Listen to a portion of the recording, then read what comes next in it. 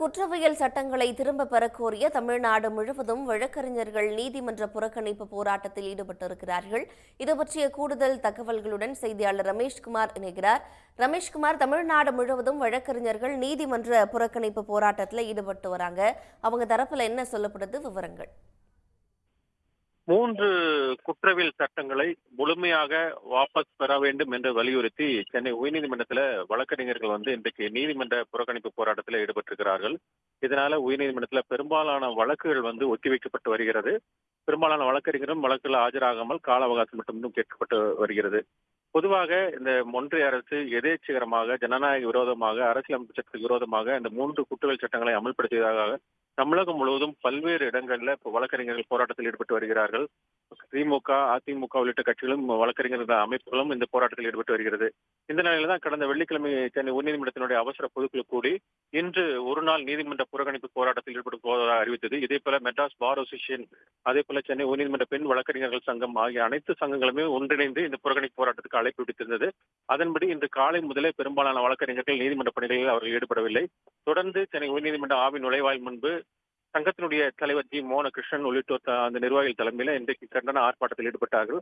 அப்போது அவர் பேசுகையில இந்த போராட்டத்தை அதாவது முழுமையாக 3 சட்டங்களையும் வாபஸ் பெற வேண்டும் என்றும், இல்லை என்றால் இந்த போராட்டம் இந்தியா முழுவதும் பரவும் என்றும் அவர்கள் தெரிவித்திருக்கிறார்கள்.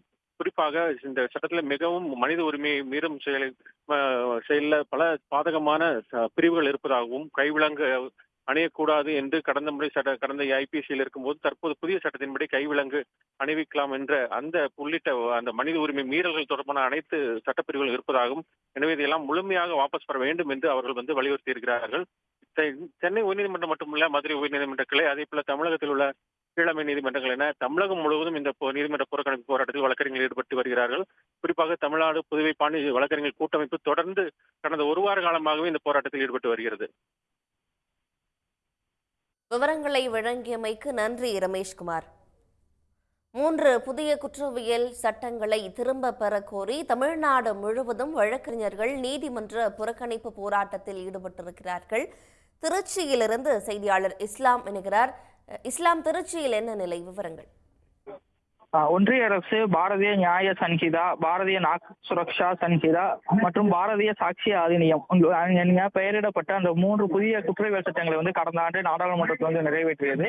இந்த 3 குற்றவியல் சட்டங்களும் உப்பா பொடா உள்ளிட்ட சட்டங்களுடைய கூறுகளை உள்ளடக்கியதாக இருக்கு. மனித உரிமைகளுக்கு எதிராக இருக்கு. நீதித்துறையினுடைய அதிகாரங்களை பறிக்கும் விதமா இருக்கு என கூறி தொடர் போராட்டங்கள் நடந்துட்டு இருக்கு. இந்த சட்டங்களை ரத்து செய்ய வேண்டும் என வலியுறுத்தி இந்த சட்டம் நடைமுறைப்படுத்துவதற்கு முன்பாகவே வழக்கறிஞர்கள் போராட்டத்தில் ஈடுபட்டாங்க. கடந்த ஜூலை 1ஆம் தேதி முதல் இந்த சட்டம் நடைமுறைப்படுத்தப்படுவதாக ஒன்றிய அரசு அறிவித்தது. அந்த ஜூலை 1ஆம் தேதி முதல் வழக்கறிஞர்கள், குறிப்பாக தமிழ்நாடு, புதுச்சேரி வழக்கறிஞர் சங்கங்களின் கூட்டு நடவடிக்கை குழு சார்பாக தொடர் போராட்டங்கள் நடைபெற்று இருக்கு. நீதிமன்றங்களை புறக்கணித்து அவர்கள் போராட்டத்தில் ஈடுபட்டிருக்காங்க. 1ஆம் தேதி திருச்சி நீதிமன்றம் முன்பாக உண்ணாவிரத போராட்டம் நடைபெற்றது. அதனைத் தொடர்ந்து ஆர்ப்பாட்டங்கள், ஒன்றிய அரசு அலுவலகங்கள் முற்றுகையிடுவது, இப்படி தொடர் போராட்டங்கள் நடைபெற்று இருந்த நிலையில இன்று தமிழ்நாடு முழுவதும் இருக்கக்கூடிய வழக்கறிஞர்களை ஒருங்கிணைத்து பேரணி நடத்தப்படும் என அறிவிக்கப்பட்டது. அதன்படி தற்போது இந்த பேரணியானது துவங்கி இருக்கு. திருச்சி ஒருங்கிணைந்த நீதிமன்ற வளாகம் அருகில் உள்ள எம்ஜிஆர் சிலை ரவுண்டான அருகே இந்த பேரணி தொடங்கியிருக்கு. அந்த சாலையில் பேரணி தொடங்கப்பட்டு உழவர் சந்தை மைதானத்தில் பேரணி நிறைவடைந்து அங்கு ஆர்ப்பாட்டம் நடைபெற இருக்கு. இந்த 3 குற்றவியல் சட்டங்களையும் ஒன்றிய அரசு திரும்ப பெற வேண்டும், அதனை நடைமுறைப்படுத்தக்கூடாது. இது முழுக்க மனித உரிமைகளை பறிக்கும் வகையில் பல்வேறு அம்சங்கள் அடங்கி இருக்கு. இது மக்களுக்கு எதிராகவும், நீதித்துறை நடைமுறைகளுக்கு எதிராகவும் இருக்கு. காவல்துறைக்கு முழு அதிகாரிகளை அளிக்கும் வகையில இருக்கு. இது சாமானிய மக்களுடைய பல்வேறு உரிமைகளை பறிக்கும் வகையில இருக்கு. அதனால இதை நடைமுறைப்படுத்தக்கூடாது என தொடர்ந்து வழக்கறிஞர்கள் முழக்கங்களை எழுப்பிட்டு இருக்காங்க. மேலதிக விவரங்களை வழங்கியமைக்கு நன்றி இஸ்லாம். உடனுக்குடன் செய்திகளை தெரிந்து கொள்ள சன் நியூஸ் பெல் ஐகானை கிளிக் பண்ணுங்க.